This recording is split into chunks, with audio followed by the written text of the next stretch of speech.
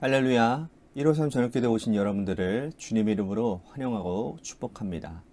오늘도 귀하고 복된 이 저녁 시간 가운데 하나님이 우리 가운데 신실하게 일하심을 바라볼 수 있는 귀한 시간이 되기를 간절히 소망하겠습니다. 먼저 하나님의 말씀 보도록 합니다. 빌립보서 4장 10절에서 13절 말씀까지 보겠습니다.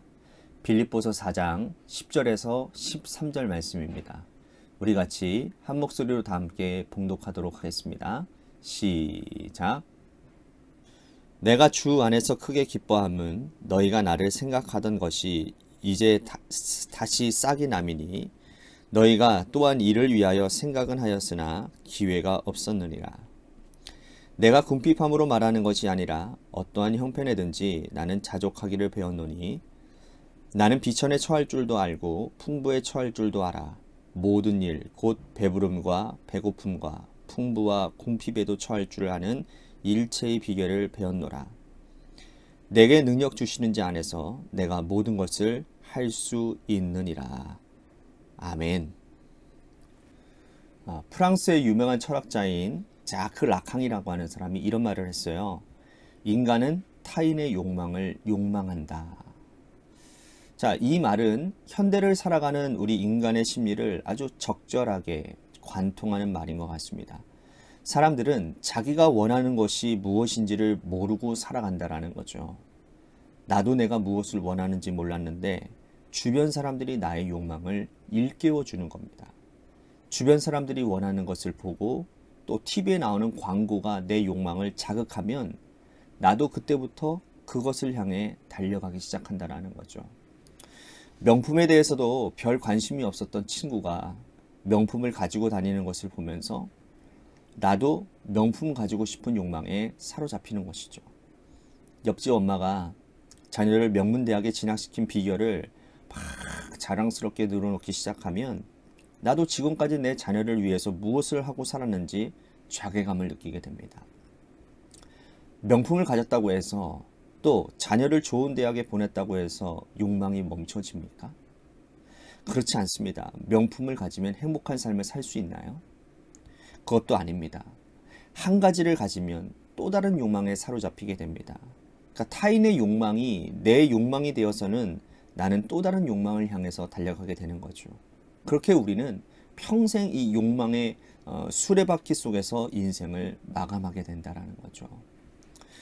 그러니까 멈추는 것은 대단한 용기가 필요한 것이고요. 그리고 지금 삶에 만족하는 것은 굉장히 어려운 일이라는 겁니다. 한번 이 욕망의 수레바퀴에 올라타면 내리는 것은 거의 불가능한 일이라는 거죠. 자족하고 만족하는 것은 내 힘으로는 되지 않습니다. 성령의 능력으로 특별한 은총을 받아야 가능한 거예요. 오늘 말씀에서 바울은 지금 우리에게 주신 환경에 자족하고 사는 것이 얼마나 아름다운 것인지를 깨닫게 하고 있습니다. 바울은 로마 감옥에서 지금 이 빌립보서를 쓰고 있어요.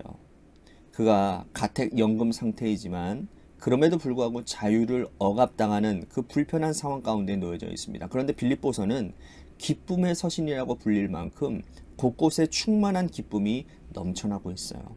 왜 그렇습니까? 그가 어디에 있든 무엇을 하건 자족하고 행복하기 때문이라는 거예요. 그는 이렇게 말을 합니다. 내가 궁핍하게 말하는 것이 아니라 어떤 형편에서든지 자족하기를 배웠다고 말을 해요. 그는 어떠한 형편이든지 자족하는 것을 배웠다라는 것이죠. 누구를 통해서? 그리스도를 통해서 배웠다라는 거예요. 그가 감옥에 있어도 행복하고 복음을 전하는 자유인으로 살아갈 때도 행복한 것은 예수 그리스도를 통해서 배웠기 때문이라는 겁니다. 그는 구체적으로 자족을 뭐라고 표현하고 있느냐 하면 비천에 처할 줄도 알고 풍부에 처할 줄도 알고 모든 일, 곧 배부름과 배고픔과 풍부와 궁핍에 처할 줄 아는 일체의 비결을 배웠다고 말을 합니다. 그럼 바울이 복음을 전하는 그런 과정 가운데서 성도들이 그에게 복음을 위해 쓰라고 물질을 줄 때가 있었어요. 그는 성도들에게 받은 그 물질을 복음 사역을 쓰면서 행복했습니다. 실제로 바울은 예루살렘 교회를 돕기 위해서 그가 개척한 교회를 다니면서 헌금을 요구했어요. 그때에 여러 교회가 동참을 해서 헌금을 기쁨으로 드렸습니다. 그는 물질을 가지고 위험한 예루살렘에 가서 기근에 처한 이 예루살렘 교회를 돕는 일을 사용했습니다. 자신을 위하여 한 푼도 사용하지 않고 성도를 돕는 일에 사용했다라는 거예요. 풍부에 처하면 나누고 돕는 일에 사용했습니다. 물질이 마르고 몸이 피곤하고 힘든 상황에 처하면 나름대로 견디는 법도 배웠습니다. 이 일은 보통 사람이 할 수 있는 일이 아니에요. 우리는 물질이 풍족하면 더 많은 물질을 가진 사람을 부러워합니다. 나도 저 사람처럼 많이 가지고 싶은 그런 욕심이 생겨요. 비천에 처하면 나는 왜 이런 인생을 살아가는가 라며 원망과 불평에 사로잡힙니다. 하지만 바울은 풍부에 처할 때나 비천에 처할 때에 만족하고 자족하는 인생을 살았다라는 거예요. 그 이유는 그 속에 보배 되신 예수 그리스도가 계셨기 때문이라는 겁니다. 바울은 고린도후서 4장 말씀에 질그릇에 관한 그런 비유를 말씀하고 있거든요. 질그릇 같은 자신 안에 보배 되신 예수님을 모시고 있다라고 표현을 합니다.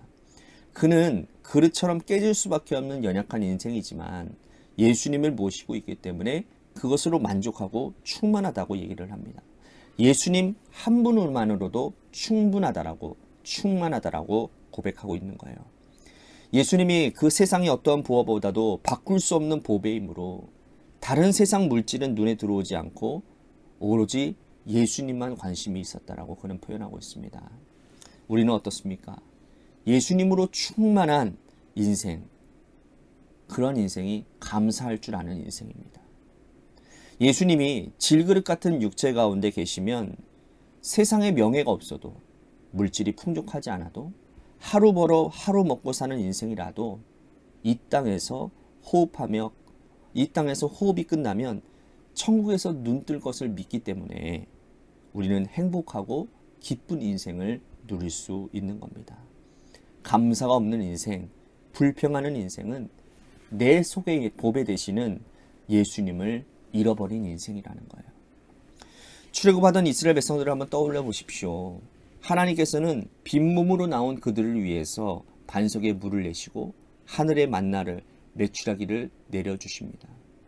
그들은 굶지 않도록 하나님이 살펴주셨을 뿐만 아니라 그들이 40년 동안 광야 생활하면서 의복이 헤어지지 아니하고 신발끈이 끊어지지 않을 만큼 하나님께서 그들에게 철저하게 보호하시는 그런 역사들이 있었습니다.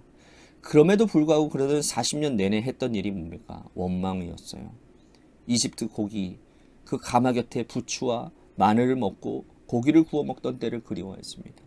하나님 없이 이집트에서 종노릇하고 노예로 살던 때가 오히려 행복하다라고 그렇게 말을 했어요. 참으로 어리석고 불행한 일 아닙니까? 우리 속에 예수 그리스도를 모시고 풍부에 있든지 비천에 있든지 만족하는 인생을 살아가기를 간절히 소망하겠습니다. 바울은 또 겸손으로 나아갑니다. 여러분들이 잘 아시는 말씀이에요. 내게 능력 주시는 자 안에서 내가 모든 것을 할 수 있다. 그가 예수 그리스도를 모시고 있기 때문에 내게 능력 주시는 자 안에서라는 단서를 달고 있는 거예요. 즉 예수 그리스도의 능력으로 모든 일을 할 수 있다라고 고백하고 있는 겁니다. 이것은 겸손이에요. 겸손하지 않는 자, 교만한 자는 주님 없이 자기 능력으로 모든 일을 하려고 합니다. 하나님 도움 없이도 어떤 학식이나 지식이나 경험으로 모든 일을 할 수 있다고 생각합니다. 하지만 그 끝은 불행인 거예요. 실패로 끝날 수밖에 없습니다. 예수 없는 인생, 하나님 도움 없는 인생은 한 치 앞도 내다보지 못하는 맹인과 같은 인생을 살아갈 수밖에 없는 거죠. 주님께서 우리에게 주시는 능력을 허락받으면 우리는 그 안에서 어떠한 일도 할 수 있습니다. 비록 자신의 자유는 억압당하고 또 감옥에 갇혀 있으나 하나님께서 원하시면 나를 이 감옥에서 벗어나게 하실 것이고 다시 그에게 능력을 주시면 복음의 역사를 이루어가게 하실 것이라는 이 바울의 위대한 고백이 오늘 저와 여러분들에게 있어지기를 간절히 소망하겠습니다. 오늘 말씀 생각하면서 우리 같이 기도했으면 좋겠습니다. 어떠한 상황이든 간에 자족하는 사람이 되겠습니다. 그리고 겸손한 마음으로 능력 주시는 하나님, 그 하나님 한 분을 신뢰하겠습니다. 우리 같이 기도했으면 좋겠습니다. 또한 우리 교회를 위해서 간절히 기도했으면 좋겠습니다. 하나님이 세워주신 주님의 몸된 교회가 예수님 한 분으로 충만한 교회가 되게 하여 주옵소서. 사람의 어떠한 능력에 좌지우지되어지는 교회가 아니라 하나님, 예수님 한 분의 능력 안에서 모든 것을 할 수 있는 그런 교회가 되게 해달라고, 또한 재개발 가운데 놓여져 있는 주님의 교회를 위해서도 기도해 주시기를 바랍니다. 또한 육신의 연약함으로 힘들어하시는 분들을 위해서 기도합시다. 우리 박우자 권사님의 빠른 쾌유를 위해서 여러분들 기도해 주셔서 하루빨리 우리 주님의 성전에 예배할 수 있는 그런 은혜가 있게 해달라고 우리 박우자 권사님을 위해서도 기도해 주시기를 바랍니다. 마지막으로 여러분들의 삶의 자리와 여러분들의 자녀들을 위해서 기도하시다가 시간 돌아가시기를 바라겠습니다. 노래 끝날 때까지 우리 같이 합심하여 기도하도록 하겠습니다. 기도하시겠습니다.